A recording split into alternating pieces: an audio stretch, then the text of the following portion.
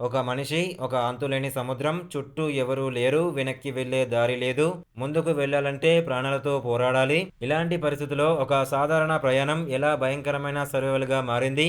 ఇదే 'the షాలోస్' movie కథ.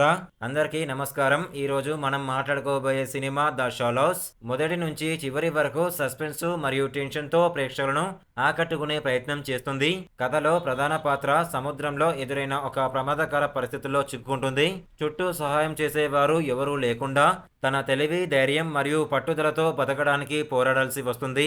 సినిమాలో ముఖ్యంగా చెప్పుకోవాల్సిన విషయం దాని సస్పెన్స్ ఎలిమెంట్స్.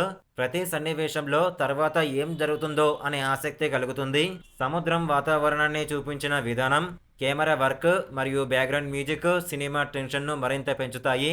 ముఖ్యంగా ప్రమాదకర పరిస్థితుల్లో ప్రధాన పాత్ర చేసే పోరాటం ప్రేక్షకులను కథలోకి తీసుకెళ్తుంది. అయితే సినిమాలో కొన్ని లోపాలు కూడా ఉన్నాయి. కొన్ని సన్నివేశాలు ముందే ఊహించేలా అనిపిస్తాయి.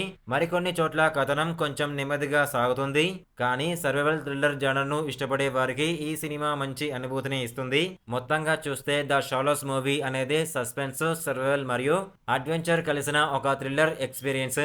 సముద్రం నేపథ్యంలో వచ్చే ఉత్కంఠభరితమైన సినిమాలు ఇష్టపడే వాళ్ళు ఈ సినిమాను ఒకసారి చూడవచ్చు.